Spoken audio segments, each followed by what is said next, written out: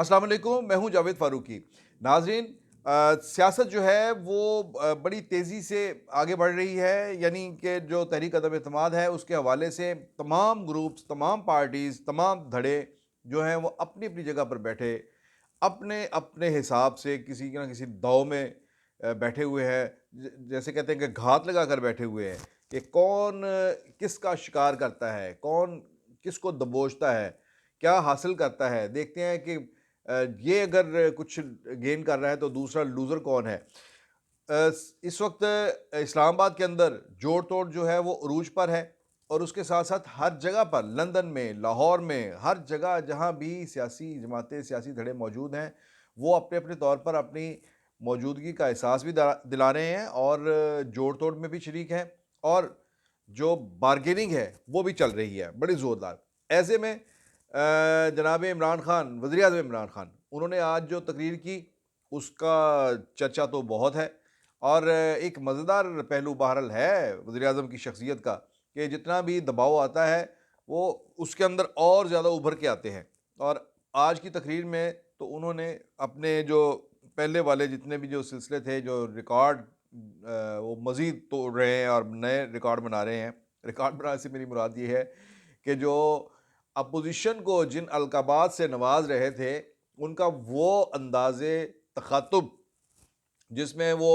नवाज़ शरीफ को भगोड़ा कह रहे हैं, फजल रहमान को फजलू कह रहे हैं, ज़रदारी बीमारी है, 10% है, शहबाज शरीफ ये है, वो है, हर एक को नाम दे रहे हैं, और आज एक और नाम का उन्होंने इज़ाफ़ा कर दिया। उन्होंने कहा जो गैर जानबदार होता है, वो जानवर होता है। जानवर गैर जानबदार होते हैं, जो समझ-बूझ रखता है वो तो जानबदार होता है। वो हक़ में और सच में और गलत में और सही में जो है वो तमीज़ करता है और फिर उसका साथ देता है। तो ये किस तरफ इशारा है, ये हम ज़्यादा नहीं इस बात को खोलते कि किसने गैर जानबदारी, किसकी गैर जानबदारी की बात होती है उस के, और उसी गैर जानबदारी और उस गैर जानबदार फैक्टर को एड्रेस करते हुए उन्होंने कहा कि गैर जानबदार तो फिर जानवर ही होते हैं। ये एक नई फिर उन्होंने एक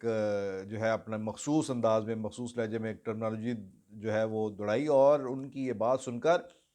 सच्ची बात ये है जो मैं ये कहना चाह रहा हूँ कि तमाम सियासी हलके, सहाफ़ती हलके, दांतों में जिसे कहते हैं ज़ुबान दबाकर बैठ के कि भई कमाल की जुर्रत दिखाई है हज़रत ने कि वो उन्होंने हर किस्म के जो प्रेशर्स हैं उनको उठाकर फेंक दिया, और वो हर एक को अपनी तकरीरों में एड्रेस कर रहे हैं, हर एक को मुखातब कर रहे हैं। और फिर उनका ये भी फैसला कि जब तहरीक अदम एतमाद होगी तो उससे पहले इस्लामाबाद में बड़ा जलसा किया जाएगा। बहरहाल बड़े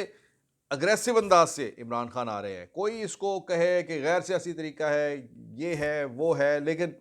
ये बात जो है ये कहनी चाहिए, माननी चाहिए कि वो जो सियासत, जिस सियासत से उन्हें पाला पड़ा है, जो सियासत उन्हें फेस करना पड़ रही है, उस सियासत में वो खुलकर वो भी मैदान में आ रहे हैं। अब इसके नताइज क्या निकलते हैं, ये वो जाने और उनका काम जाने, और फिर कहते हैं जिन्ना खादियाँ गाजरां ढिड उन्हां दे पीड़,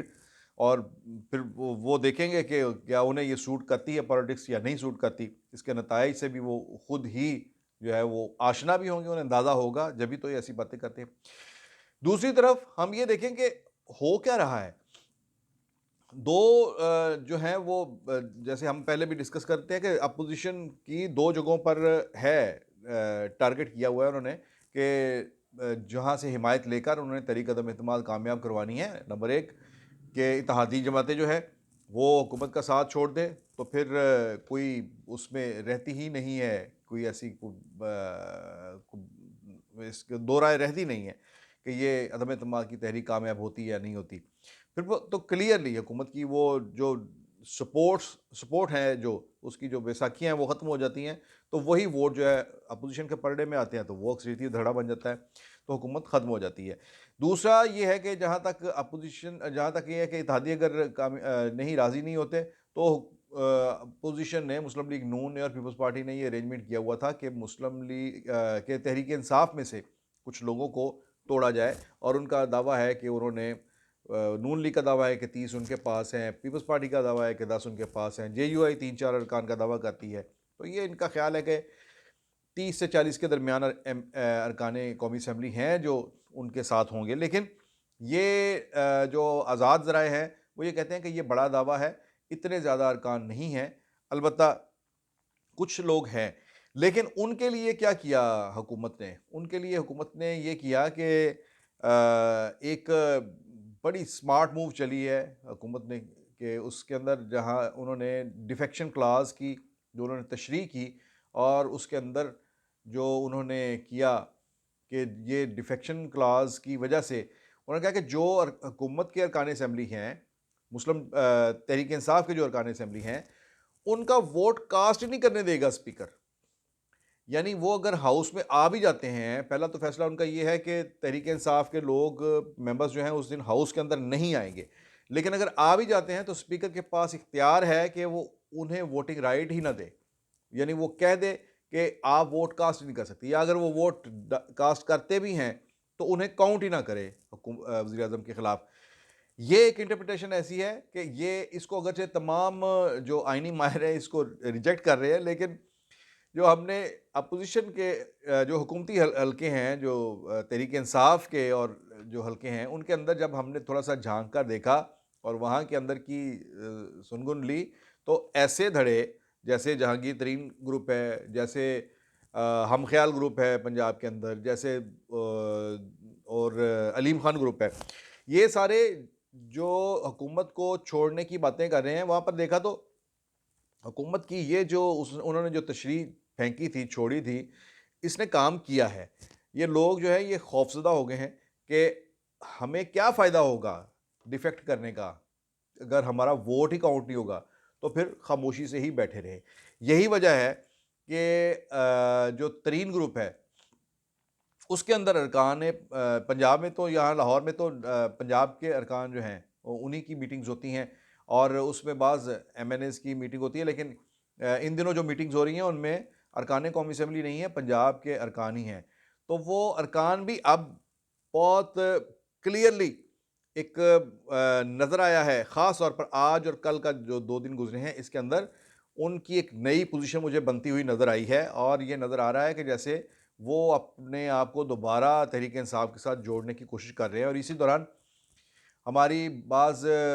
तरीन ग्रुप के लोगों से बात हुई तो उन्होंने ये कहा कि जनाब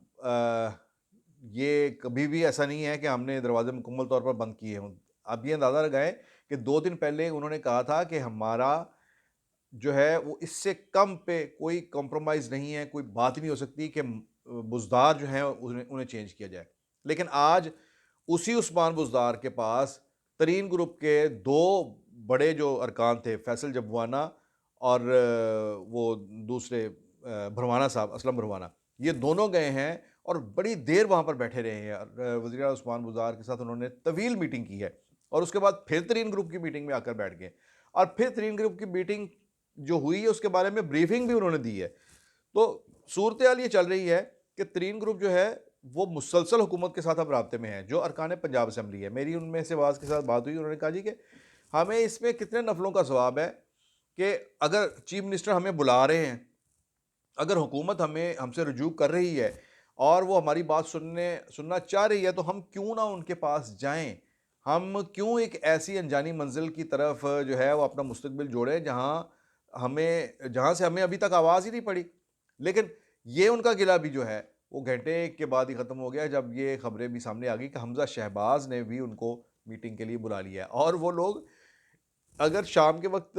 वज़ीर आला से मिले हैं तो कल परसों में हमज़ा शहबाज़ से मिलने के लिए भी तैयार हैं। यानी ये देखें कि दोनों तरफ जो है विकेट के दोनों तरफ खेल रहे हैं और वो आखिरी वक्त तक। और मेरी उनसे जो बात हुई उन्होंने कहा जी कि देखिए हम देखेंगे, तरीन ग्रुप पंजाब का जो तरीन ग्रुप है वो ये देखेगा कि मरकज़ में सूरत हाल क्या बनती है। अगर तो हुकूमत के ख़िलाफ़ जो है तहरीक अदम एतमाद कामयाब होती है, यानी अगर इत्तेहादी छोड़ जाते हैं, बाकी इत्तेहादी छोड़ जाते हैं, फिर तो यकीनी है कि तहरीक अदम एतमाद कामयाब हो। लेकिन अगर हुकूमत अपने इत्तेहादियों को अपने साथ इंटैक्ट रखती है तो ख़ुद हुकूमत के अंदर जो डिफेक्शन है वो भी फिर रुक जाएगी और ऐसी सूरत में हमें भी फिर कोई ज़रूरत नहीं है कि हम हुकूमती कैंप को छोड़कर अपोजिशन के साथ जाएँ। तो ये तरीन ग्रुप के तो ये हालात है। तरीन ग्रुप आप दूसरे लफ्ज़ों में कहें कि ये हिल गया है, बल्कि मुझे एक बहुत ही सीनियर रहनुमा ने बताया कि जहांगीर तरीन के इमरान खान के साथ बहुत बड़ा मरबूत एक राब्ता है, बल्कि उन्होंने तो ये कह दिया कि जो ये बात कही जा रही है कि नवाज़ शरीफ से राब्ते हैं, नवाज़ शरीफ से उस कदर राब्ते नहीं हैं जितने इमरान खान के साथ अब उनका मुसलसल एक राब्ता है। और उनका ये क्लेम है कि ये राब्ते जो हैं किसी भी वक्त हालात जो हैं ये पलटा खा सकते हैं, और ये भी हो सकता है कि ये तमाम छोटे-छोटे जो ग्रुप्स हैं ये दोबारा वापस अपनी पार्टी की तरफ आ जाए, और वो जो तरीन ग्रुप के जितने भी एमपीएज़ हैं उनकी लबो लहजा आज के दिन में बदल गया है, और वो हमारे कायद हैं इमरान खान, हमारे लीडर हैं इमरान खान, ये कहते फिर रहे हैं। इस सूरत हाल में जब तरीन ग्रुप का ये एक जो है स्टाइल हम देख रहे हैं, फिर दूसरी तरफ ये है कि बाकी भी जो जिस तरह से वज़ीर-ए-आज़म का जो अंदाज़ है, उसमें एक बात तो आज का दिन तो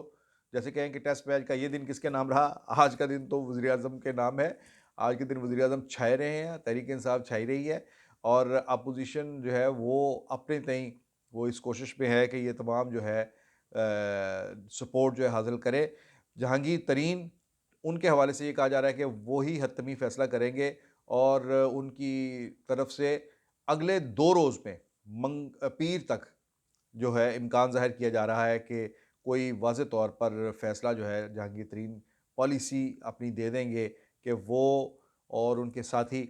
हुकूमत के साथ जाएँगे या अपोज़िशन का साथ देंगे। इस सूरत में जब तरीन ग्रुप ये है, तो इसके बाद फिर तरीन ग्रुप जब हिला हुआ है, तो इसके बाद फिर जो अलाइज़ है, हुकूमती इत्तेहादी हैं, जिनमें क्यू लीग है ख़ास तौर पर, उनकी अहमियत एक बार फिर बढ़ गई है। जो पिछले दिनों में ऐसे लग रहा था कि स्टॉक मार्केट में उनका रेट नीचे चला गया है, अब उनका रेट बढ़ गया है चौधरीज़ का। और देखते हैं कि